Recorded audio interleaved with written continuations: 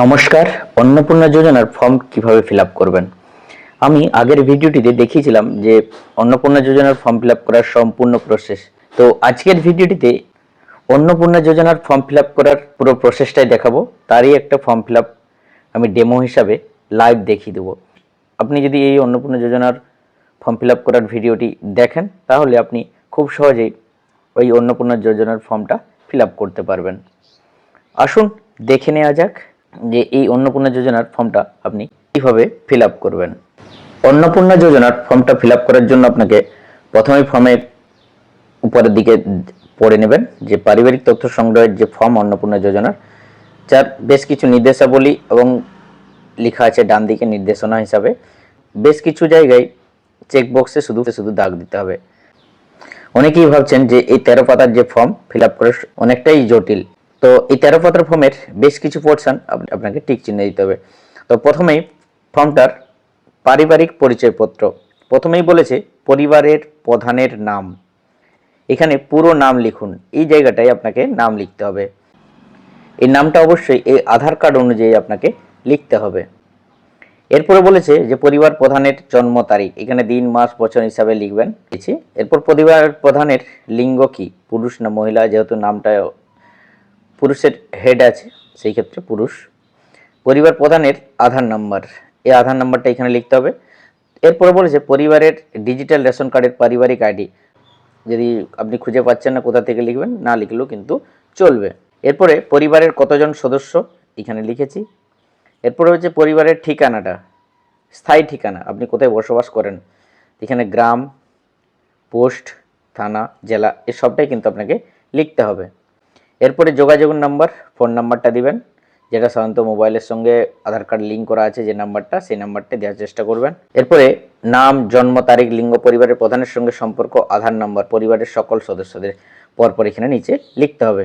তো প্রথমেই পরিবার প্রধান, হেড অফ ফ্যামিলি, এখানে আমি লিখলাম নামটা। এরপরে পরিবারের প্রধান যদি অন্নপূর্ণা যোজনার জন্য আবেদন করছেন তাহলে এখানে হ্যাঁ হবে, নচেত কিন্তু এখানে হ্যাঁ হবে না। এরপরে বলছে পরিবারে আর বাকি সদস্যদের নাম, এখানে সদস্য 1 সদস্য 2 করে পরপর লিখতে হবে। তো এই পরিবারটিতে 3 জন আছে, সেক্ষেত্রে সদস্য 1-এ আমি লিখছি পরিবার যে হেড তার ওয়াইফের নাম এখানে লিখে দিচ্ছি, নামটা আমি লিখেছি, তার জন্ম তারিখ, লিঙ্গ এবং পরিবার প্রধানের সঙ্গে তার কি সম্পর্ক লিখেছি এবং আধার নম্বর। এই পরিবারের যে সদস্য 1 অর্থাৎ যে পরিবারের প্রধান তার স্ত্রী অন্নপূর্ণা যোজনার জন্য আবেদন করছেন, সেই জন্য এখানে হ্যাঁ ঘরে টিক চিহ্ন দিয়ে দিয়েছি। এরপরে সদস্য 2 এর ঘরে লিখ তার নাম, জন্ম তারিখ এবং সে হচ্ছে পুরুষ, অর্থাৎ যে পরিবারের প্রধান তার ছেলে এবং তার আধার কার্ডের নাম্বারটা এখানে দিয়েছি। অন্নপূর্ণা যোজনার জন্য আবেদন করছে না, তাই হ্যাঁ ঘরে টিক হবে না। এরপরে এই ফ্যামিলিটাতে 3 জন আছে, সেই যদি আরও পরিবারটি যদি বড় হয় এখানে সদস্য 3, 4, 5 করে পরপর লিখতে হবে এবং তাদের নাম, জন্ম তারিখ, লিঙ্গ এবং পরিবার প্রধানের সঙ্গে কী সম্পর্ক, আধার নম্বর, এগুলো পরপর কিন্তু আপনাকে লিখতে হবে। এরপর যদি দেখেন পরিবারের সদস্য সংখ্যা 5-এরও বেশি হয় তাহলে এই পেজটা আপনি জেরক্স করে নেবেন। এখানে 5-এর জায়গায় পরের পেজটাতে আপনি 6-7 করে বাকি সদস্যদের ডিটেলস ভরবেন। এরপর 10 নম্বরে বলেছে পরিবারের প্রধান এবং পরিবারের সকল প্রাপ্তবয়স্ক সদস্যদের ব্যাংক অ্যাকাউন্টের ডিটেলস। এইখানে বলাই আছে যে অবশ্যই ডিবিটি লিঙ্ক থাকতে হবে, নাহলে কিন্তু এই প্রকল্পের সুবিধা পাবেন না, তাই ডিবিটি লিঙ্ক যুক্ত অ্যাকাউন্টগুলো আপনাকে এখানে দিতে হবে। তো প্রথমেই পরিবারের প্রধান সকলের ডিটেলস এখানে পরপর ফিল আপ করতে হবে। প্রথমে HOF মানে হেড অফ ফ্যামিলির ডিটেলস, এখানে ব্যাংকের নাম দিবেন, তো আমি লিখেছি, তার অ্যাকাউন্ট নাম্বার এবং IFSC। এরপরে সদস্য 1, সদস্য 1-এর ঘরে যার নাম লিখেছেন সেই সদস্য 1-এর ডিটেলসটা এখানে বসাতে হবে, তার ব্যাংক অ্যাকাউন্ট এবং নাম এবং IFSC। এবং সদস্য 2-এ যার নাম লিখেছেন তার bank account details, bank number এবং IFSC কোড এখানে আপনাকে বসাতে হবে। এইভাবে বসিয়ে দেবেন। এরপরে যদি আরও বেশি সদস্য থাকে তাদের পরপর ডিটেলস এখানে কিন্তু বসাতে হবে। এরপরে 11 নম্বরে বলেছে যে এপিক হেড অফ ফ্যামিলি এবং সকল প্রাপ্তবয়স্ক সদস্যদের ভোটার তালিকার অংশ নম্বর সহ হেড অফ ফ্যামিলি যিনি আছেন তার এপিক নম্বরটা এখানে বসাতে হবে, তা বসিয়েছি। এরপর তার বিধানসভা ক্ষেত্রের অংশ নম্বর এবং বিধানসভা ক্ষেত্র নম্বর আমি লিখেছি। এরপর সদস্য 1-এরও তাই একইভাবে ভোটার কার্ডের নাম্বার, এপিক নম্বর হচ্ছে ভোটার কার্ডের নাম্বার এবং তার বিধানসভা নম্বর এবং অংশ নম্বর অর্থাৎ যেখানে আপনি ভোট দেন তার বুথ নাম্বার এটা বসাতে হবে। এইভাবে সদস্য 1, সদস্য 2 ঠিক একই রকমভাবে পরপর বসিয়ে দেবেন। এরপরে 12 নম্বর কলমটাতে বলেছে যে অসংরক্ষিত বিভাগ কি, যারা ফর্মটা ফিল আপ করছেন তারা কি ধরনের, অসংরক্ষিত আনরিজার্ভ, অসংরক্ষিত আর্থিকভাবে দুর্বল, তফসিলি এসসি এসটি ওবিসি, না পিভিটিজি বিশেষ ঝুঁকিপূর্ণ জনজাতি গোষ্ঠী, যেমন সাধারণত সবররা পিভিটিজির মধ্যে আসছে। তো আপনি যদি জেনারেল হয়ে থাকেন তাহলে অসংরক্ষিত করবেন, এবং অসংরক্ষিত জেনারেলের মধ্যে যদি ইডাব্লিউ সার্টিফিকেট থেকে থাকে তাহলে দ্বিতীয়টা করবেন, নাহলে এসসি এসটি ওবিসি যার মধ্যে পড়ছেন সেটা এখানে আপনি টিক দিবেন। তো এখানে টিক দেওয়া আছে। এরপরে আপনার কি ডিজিটাল রেশন কার্ড আছে, আপনি যদি থেকে থাকে হ্যাঁ করবেন, আর কি ধরনের রেশন কার্ড তা এখান থেকে আপনি টিক দিবেন যেটা আপনার ক্ষেত্রে। এরপরে পরিবারটি রেশন কার্ডের থেকে দোকান থেকে মাসিক রেশন তুলছে কিনা, যদি হ্যাঁ হয় হ্যাঁ করবেন, আর না হলে না করে দেবেন। বাড়ির ধরন কি, আপনার বাড়িতে কি 3 বা তার বেশি পাকা ঘর আছে, যদি থাকে তাহলে হ্যাঁ করবেন, আর নচেত কিন্তু না করে দেবেন। এরপরে বলেছে পারিবারিক জমির মালিকানা, আপনার যদি জমি জায়গা থেকে থাকে তাহলে হ্যাঁ করবেন, আর নাহলে না করে দেবেন। জমি জায়গা থেকে থাকে তাহলে তার মিউটেশন কপি বা আরওআর আপনাকে জমা করতে হবে। এরপর বলেছে পরিবারের সকল সদস্যদের মোট জমির পরিমাণ, এটা কিন্তু এখানে লিখতে হবে, এখানে বসাতে হবে শতকে, অর্থাৎ আপনার শতক যদি নাও জানা থাকে তাহলে আপনি কিন্তু ডেসিমেলেও বসিয়ে দিতে পারেন। এরপরে বলেছে যানবাহন, আপনি বা পরিবারের কোনো সদস্য কি অবাণিজ্যিক মোটর চালিত 4 চাকার গাড়ি আছে, যদি থেকে থাকে হ্যাঁ করবেন, নাহলে না করে দেবেন। যদি হ্যাঁ হয় তাহলে গাড়ির সংখ্যাটা উল্লেখ করতে হবে এখানে, এবং গাড়ির রেজিস্ট্রেশন নাম্বার দিবেন, আর কি ধরনের গাড়ি, যদি গাড়ি জিপ ট্রাক্টর বা অন্তর্ভুক্ত করেন, যদি হ্যাঁ হয় তার মডেল নাম্বার এখানে দিতে হবে। এরপরে বলেছে পরিবার ভিত্তিক সদস্যদের স্বাস্থ্য বীমা, যদি কারো স্বাস্থ্য বীমা করা থাকে তাহলে হ্যাঁ করবেন, আর নচেত কিন্তু না করে দেবেন। যদি বেসরকারি এলআইসি করা থাকে বা তাহলে আপনি এখানে তার ডিটেলস দিতে পারেন, আর সরকারি যদি আপনি স্বাস্থ্যসাথী কার্ডও থেকে থাকে তাহলে সরকারি হ্যাঁ করে সরকারির জায়গায় আপনি টিক দিবেন, এবং প্রিমিয়ারের বিবরণের জায়গায় আপনি স্বাস্থ্যসাথী লিখে দেবেন এইখানে। ঠিক একইরকমভাবে বাকিদেরও ফিল আপ হবে যদি স্বাস্থ্য বীমা করা থাকে। কোনো সদস্য কি আয়কর বা পেশাগত ট্যাক্স প্রদান করেন, যদি করে থাকেন তাহলে হ্যাঁ করবেন, আর না হলে কিন্তু না করে দেবেন। এরপরে পরিবারের সদস্যদের প্যান কার্ড আছে, যদি থাকে তাহলে হ্যাঁ করবেন, তাহলে তার নাম এবং প্যান নাম্বার এখানে পরপর বসাতে হবে। তো হেড অফ ফ্যামিলির এখানে প্যান কার্ড আছে, তার নাম লিখেছি এবং প্যান নাম্বার বসিয়ে দিয়েছি। সদস্য 1 যার নাম আমি লিখেছি আগে, সেই সদস্য 1-এর প্যান কার্ড আছে, তার নাম লিখেছি এবং তার প্যান নাম্বারটা এখানে বসিয়ে দিয়েছি। এইভাবে প্যান কার্ডের ডিটেলস, নাম এবং প্যান কার্ড ডিটেলসটা এখানে আপনাকে বসাতে হবে। এরপরে পরিবারের কর্মসংস্থানের ধরন, পরিবারের প্রধান কি করেন, সরকারি ক্ষেত্রে বেসরকারি ক্ষেত্রে যদি কোথাও কোনো জায়গায় কাজ করে থাকেন তাহলে এখানে দেখে বসাবেন। এছাড়া পরিবারের প্রধান যদি কৃষক হয়ে থাকেন তাহলে কৃষকের ঘরে দিবেন ঠিক, আর যদি তার মধ্যে না হয় বেকার হয়ে থাকেন বেকারও দিতে পারো, অন্যান্য দিলে আপনি কিন্তু এখানে মেনশন করে দেবেন কি করেন। এরপরে সদস্যবান কি করেন তার ক্ষেত্রে কি হবে সেটাই অপশন থেকে আপনি টিক করবেন। সদস্য 2 কি করেন সেটা আপনি এখান থেকে টিক দিবেন। এইভাবে সদস্য 1, সদস্য 2, সদস্য 3 যে কর্মসংস্থানের ধরন আছে তা এখান থেকে আপনি সিলেক্ট করবেন। এরপরে বলেছে পরিবারের শিক্ষিত প্রাপ্তবয়স্ক সদস্যদের সংখ্যা এবং পরিবারের অশিক্ষিত প্রাপ্তবয়স্ক সদস্যদের সংখ্যা। এখানে শিক্ষিত কতজন সংখ্যাটা লিখবেন, আর অশিক্ষিত যদি কেউ থেকে থাকে তার সংখ্যাটা লিখতে হবে। তো এই ফর্মটাতে আমি যার ফিল আপ করছি সে সবাই শিক্ষিত, সেই জন্য পরিবারের 3 জন সদস্যদের 3 জনই শিক্ষিত প্রাপ্তবয়স্ক সদস্য। পরিবারের প্রধান সে শিক্ষিত, সেই জন্য শিক্ষিত টিক দিয়ে দিয়েছি, এবং তার সর্বোচ্চ শিক্ষাগত যোগ্যতা মাধ্যমিক লিখেছি। এবং সদস্য 1 যে আছেন তিনিও শিক্ষিত, এই জন্য শিক্ষিত লিখেছি এবং মাধ্যমিক তার শিক্ষাগত যোগ্যতা।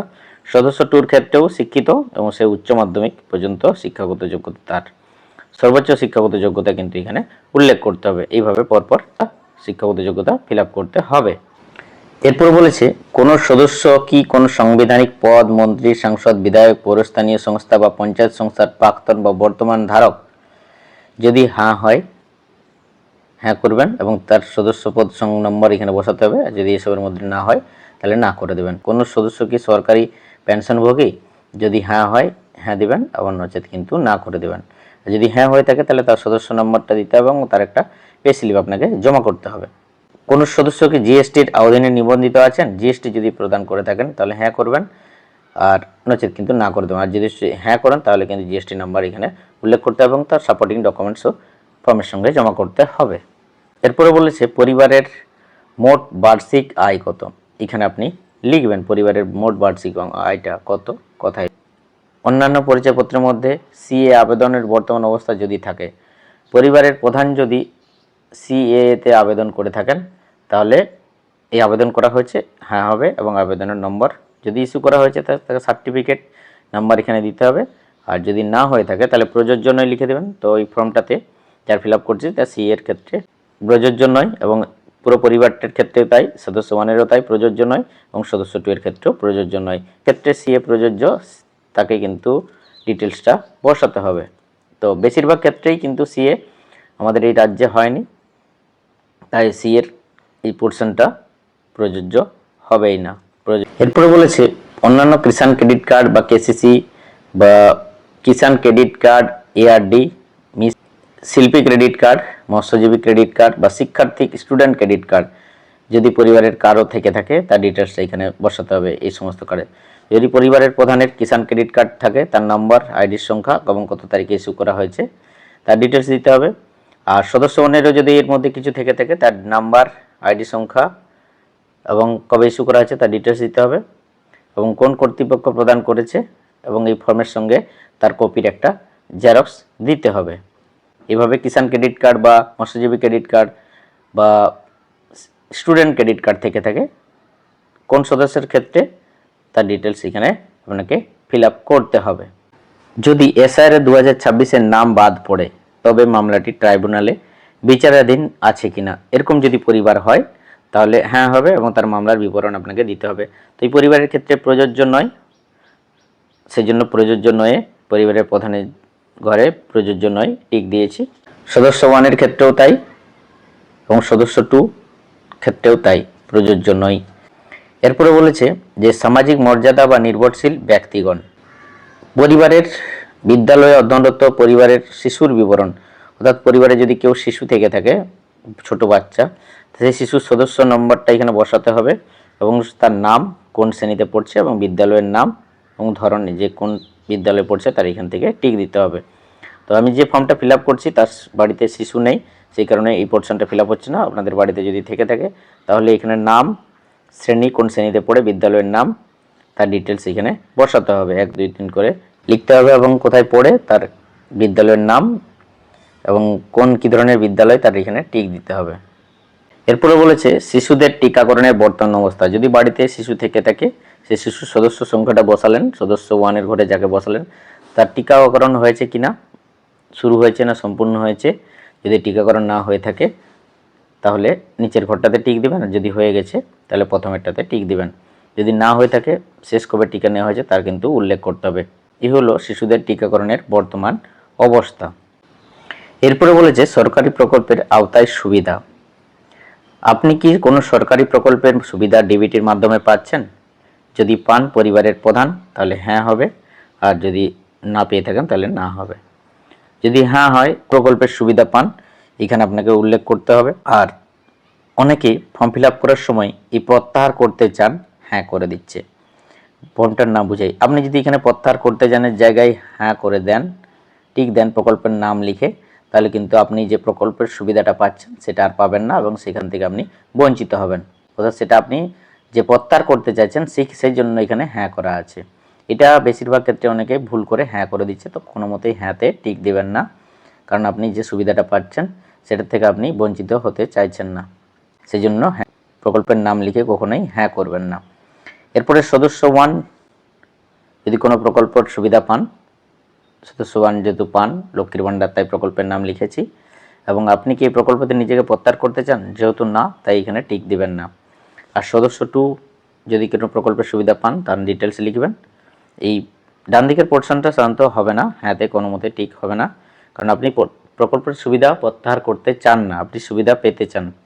এরপরে বলেছে যে বাদ দেওয়া হলে তার কারণ অফিসার কর্তৃক এখানে এই অপশানটা, এবার যদি বাদ দেওয়া হয়ে থাকে তা ফিল আপ বাদ দিল, এবং আপনাকে একটা ঘোষণা করতে হবে যে আমি মর্মে ঘোষণা করছি যে উপরে প্রদত্ত আমার জ্ঞান ও বিশ্বাস অনুযায়ী সত্য এবং প্রযোজ্য ক্ষেত্রে আমি সকল সহায়ক নথি প্রদান করেছি এবং উপরে উল্লেখিত কোনো মানদণ্ড বাদ দিইনি।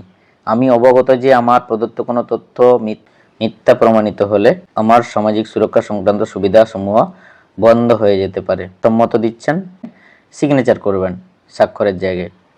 এইখানে দ্রষ্টব্যের ঘরে একটি জিনিস ভালো করে উল্লেখ আছে যে অনেকেই পরিবার পুরো দেখাতে চাইছেন না ফর্মটা ফিল আপ করার সময়। যে পরিবার বলতে এখানে এমন একদল ব্যক্তিকে বোঝায় যারা শান্ত একসঙ্গে বসবাস করেন, একই রান্নাঘর থেকে খাবার গ্রহণ করেন।